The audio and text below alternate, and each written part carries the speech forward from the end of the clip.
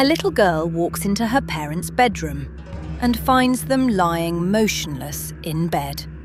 Her teenage sister calls 911. For months, the family mourns publicly.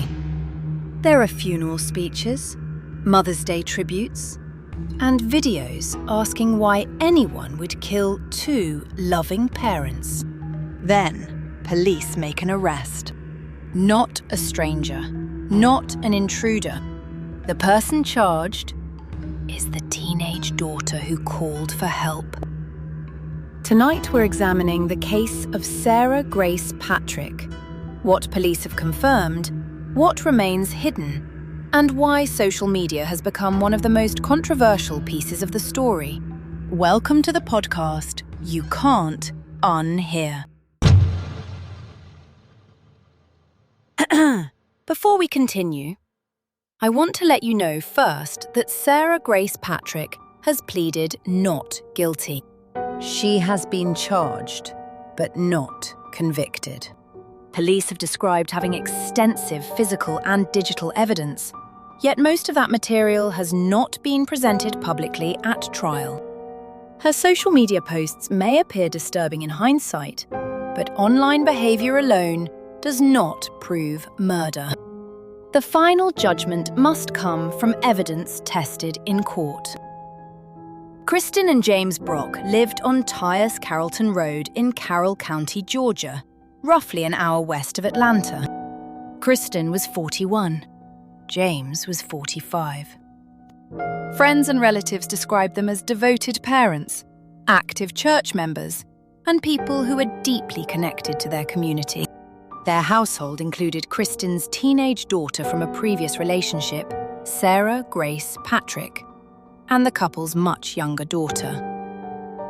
On February 19, 2025, James posted an affectionate message about his youngest child. He described how her presence comforted him when he felt low. Within approximately a day, both he and Kristin were dead. On February 20th, Carroll County deputies responded to the family's home. Inside the bedroom, they found Kristin and James lying in bed, each suffering from fatal gunshot wounds. There were reportedly no obvious signs of forced entry, and authorities did not initially announce that valuables had been taken. The couple's young daughter had discovered them. Sarah then called 911. That child, only 5 or 6 years old at the time, became what a sheriff's spokesperson later described as the saddest victim in the entire case. She had lost both parents and had been the first person to see the scene. Police launched a double homicide investigation, but there was no immediate arrest. Weeks passed, then months. Kristin's father offered a $5,000 reward for information, describing the unknown killer as cold-blooded. The community waited for an explanation. From the outside, the case appeared to have gone quiet. But investigators later said they were collecting interviews, physical evidence, and a large amount of digital information. The delay did not necessarily mean the case had gone cold. It suggested police were building it carefully. During those months, Sarah posted repeatedly about the deaths. Videos associated with her accounts showed photographs of Kristin and James, messages about grief, and tributes describing her mother as an inspiration and best friend.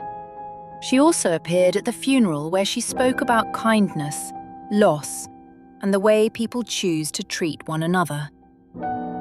To viewers at the time, she appeared to be a devastated teenager, mourning 2 murdered parents. After her arrest, the same posts were replayed with an entirely different interpretation.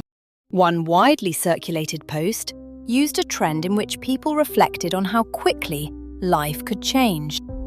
The caption described Sarah and her younger sister finding Kristin and James shot dead, and losing the chance to share graduations, weddings, and future milestones with them. Other videos showed Sarah crying, celebrating Mother's Day, and questioning why the tragedy had happened to her family. She also continued posting ordinary teenage content, including trips and social outings. To some viewers, that combination seemed cold or contradictory. More unusual, according to several reports, were messages allegedly sent to true crime creators.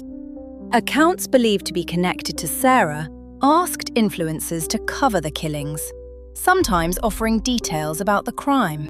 One creator said the person contacting her appeared eager for the story to become widely known. However, those accounts and messages must still be authenticated and placed into context at trial. On July 8, 2025, nearly 5 months after the killings, the Carroll County Sheriff's Office announced arrest warrants for Sarah Grace Patrick. She was 17 by then, but had been 16 when Kristin and James died. Her biological father drove her to the sheriff's office where she voluntarily surrendered. Authorities charged her as an adult with 2 counts of murder and 2 counts of aggravated assault. Sheriff's officials said the arrest followed countless interviews, the examination of physical evidence, and what they called a mountain of digital evidence.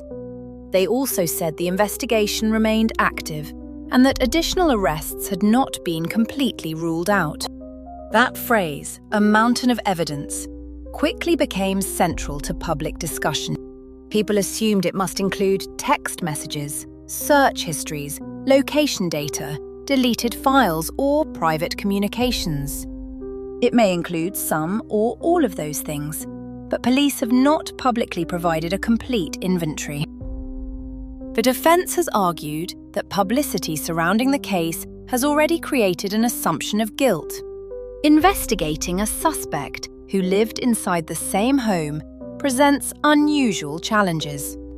DNA and fingerprints inside the residence would be expected. Even digital devices might regularly connect to the same Wi-Fi network. However, the exact prosecution theory has not yet been publicly laid out in full.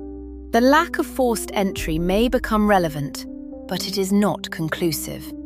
It could suggest the killer had access to the home, was admitted willingly, or found an unlocked entrance. It does not by itself identify Sarah.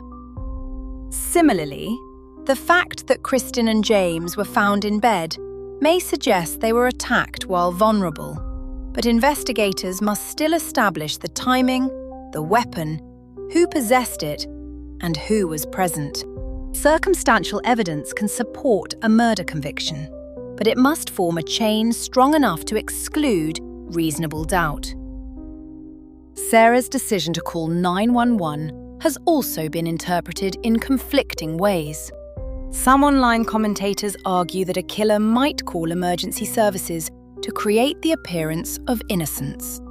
Others say calling police is exactly what an innocent teenager would do after a younger sibling discovered something horrifying. Both are possible in theory. Neither proves what happened here.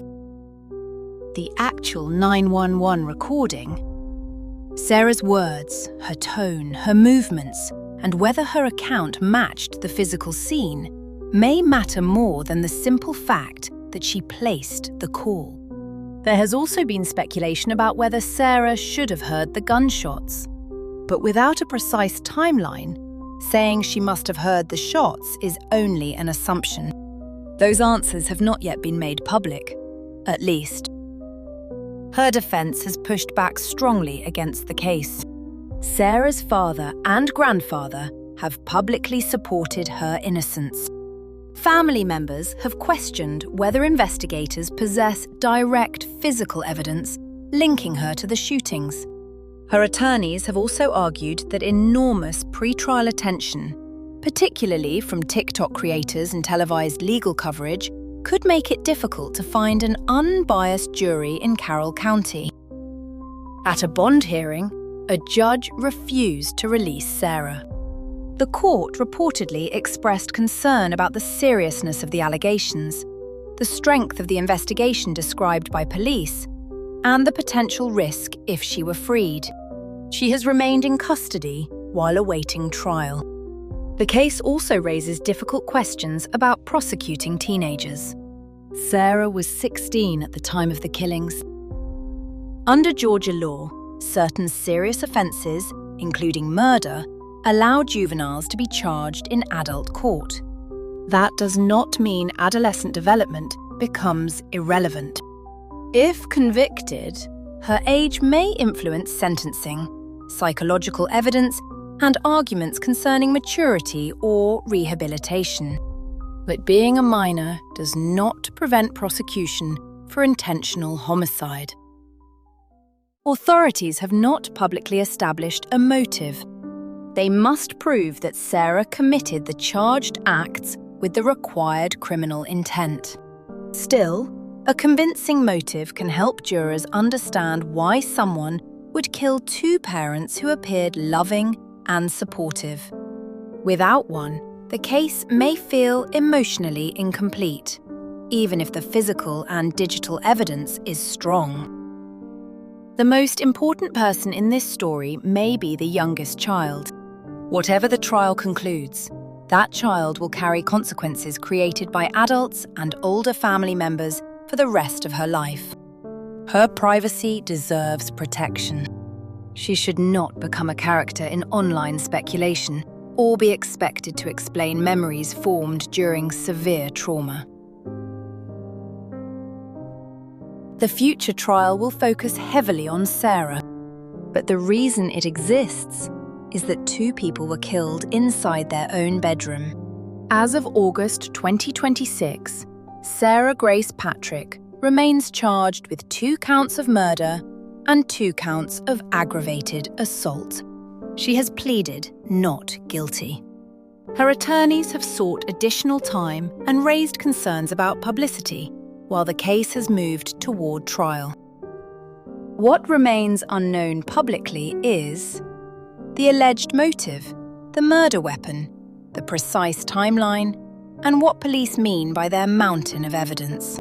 Those questions belong in court, not in a TikTok comment section. Perhaps that is the most unsettling part.